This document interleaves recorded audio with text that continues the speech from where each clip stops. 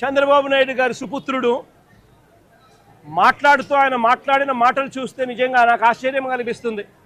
మానవత్వం అన్నది ఎవరికైనా ఎక్కడైనా కానీ కొద్దో గొప్ప ఉండాలి కదా, ఇలాంటి మనుషులు కూడా ఉంటారా అనిపించింది.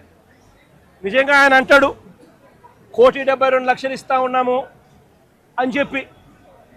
నాకు ఆశ్చర్యంగా నేను అడుగుతా ఉన్నా, అయ్యా లోకేష్ గారు, ఈ 1,72,00,000లో మీరు ఏదైతే మాట్లాడుతూ ఉన్నారో ఆ ఎంప్లాయీస్కు రైట్ఫుల్గా వాళ్ళకి రావాల్సిందే కదయ్యా నువ్వు ఇస్తూ ఉన్నావు, ఎక్స్ట్రా నువ్వేమి ఇస్తూ ఉన్నావు అని చెప్పి నేను అడుగుతా ఉన్నా.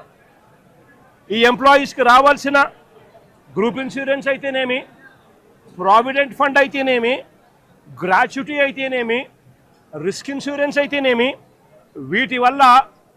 వీటి నేపథ్యంలో 1.45 crores వాళ్ళకే రావాలా. ఆ తర్వాత కంపెనీనే మరో 25 లక్షలు ఇస్తూ ఉంది. అది కూడా విశాఖపట్నం స్టీల్ ప్లాంట్ కంపెనీయే ఇస్తూ ఉంది.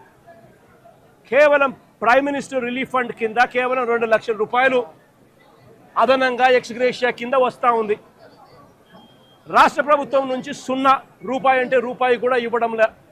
మరి నేను అడుగుతా ఉన్నా, ఇక 1.72 crores ఇంకొకటి నువ్వు ఇచ్చేదేందయ్యా బోడీ, అని అడుగుతా ఉన్నా.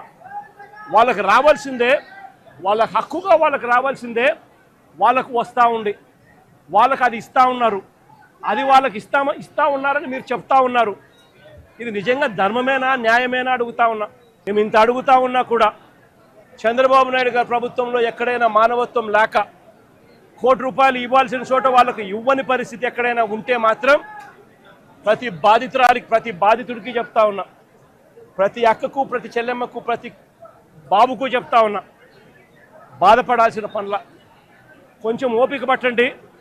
దేవుడి దయతో మన ప్రభుత్వం వచ్చిన వెంటనే 1 నెల తిరక్క మునిపే 1 కోటి రూపాయలు రాష్ట్ర ప్రభుత్వం తరఫు నుంచి వీళ్ళకి ఇచ్చి ఆదుకుంటామని చెప్పి ఖచ్చితంగా చెప్తా ఉన్నాం. అందులో మీకు కూడా ఉంటారు తల్లి, అందులో మీ కుటుంబాన్ని కూడా ఖచ్చితంగా అది వర్తింపజేసేట్టుగా కూడా చేస్తామని కూడా చెప్తా ఉన్నా. కాబట్టి అందరం కూడా మానవత్వం చూపాలి అని చెప్పి, మానవత్వం చూపుతూ ఆదుకోవాలని చెప్పి ఈ రాష్ట్ర ప్రభుత్వాన్ని గట్టిగా కోరుతా ఉన్నాం.